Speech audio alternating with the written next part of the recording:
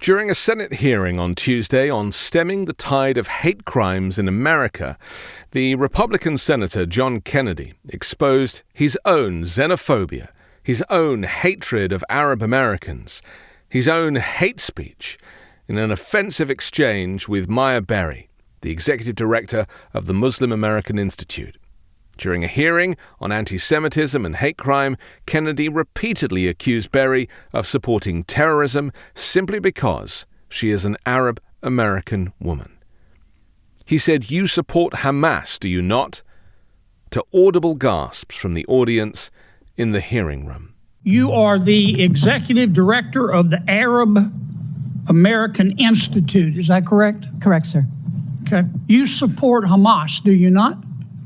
After asking Maya Berry whether she is a longtime Democratic Party activist, Kennedy, a Republican who has represented Louisiana in the Senate since 2017 and is famous for being one of the dumbest senators in Congress, asked if she supported Hamas. Berry then said thank you for the question because it demonstrates the purpose of the hearing today in a very effective way, she said.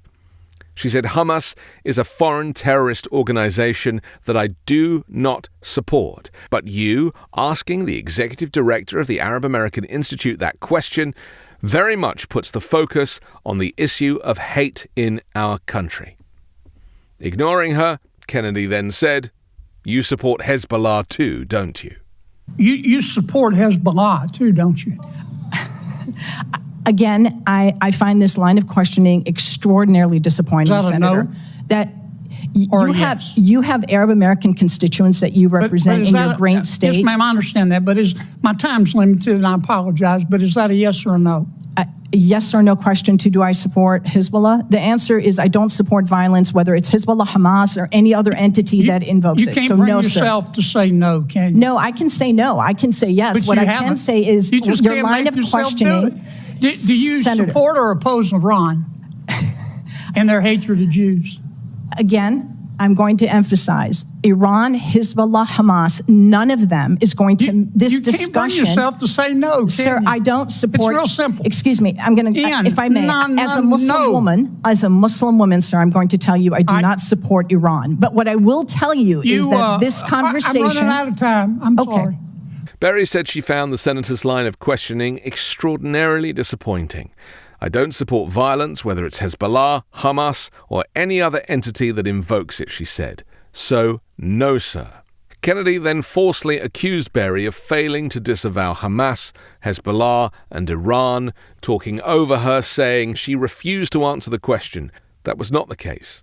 He's talking over her. His clear xenophobia was the main issue. And then finally, in the final moments, in a bid to go viral or to score political points, he said, "You should hide your head in a bag." I think it's exceptionally disappointing that you're looking at an Arab American witness before you and saying you support Hamas. You know what's disappointing to me? I do not support Hamas. Bring yourself I do to not say support Hamas. You don't or support UNRWA. You don't support Hamas. You don't. I was very clear in my support for UNRWA. Hezbollah, and you don't support Iran.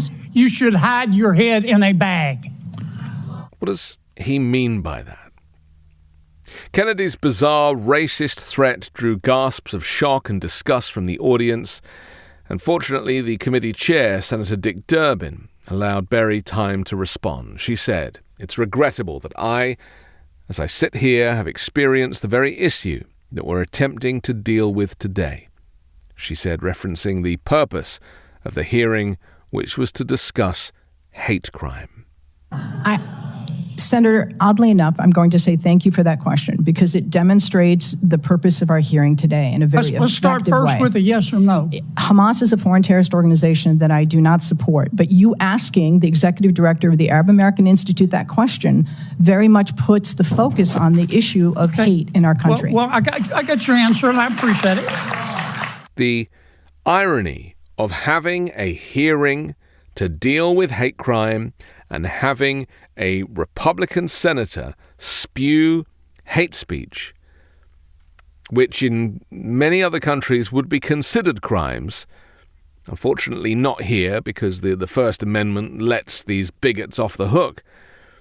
The irony is that we had to watch in real time somebody be abusive of a minority group on television, in a public place, with a responsibility as a senator, a responsibility to the United States, the Constitution, freedom of religion, and everything that goes with that. Hate speech has very much been at the center of many of these extreme MAGA Republicans' views. And many of them, clearly like John Kennedy, don't know any different. He doesn't understand what America looks like now. Maybe he too is a white supremacist like Donald Trump, preferring the whole nation to be whitewashed, to make America white again. And no matter what you say about politics, it is clear to me, as an immigrant, as an outsider, somebody looking on, that almost all of the criticism of Democrats and anybody associated with them is the fact that they represent a diverse range of people, of different nationalities, of different religions, of different faiths, different belief systems, of different ideologies. And John Kennedy and his ilk, and certainly the disgraced former president, they would much rather not have to deal with this. That's why they shout DEI at the first opportunity, because they have no interest in anybody who is not white, male, Christian, or Christian nationalist, I should say, and a Trump supporter, a member of the cult of Trump. And if you do not sit in that group, if you are not a white, male, Christian nationalist who adores Donald Trump and worships him like a god, then you will not fare very well in a future Trump administration.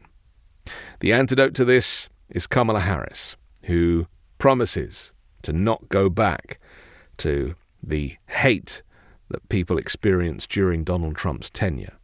And so there is a home for everybody, of all political stripes, of all faiths, of all religions, of all cultures, and of all pigmentation, to join Kamala Harris's movement and to vote Democrat in November. Ms. Berry, I'm going to allow you to respond to any one or all of those questions at this point.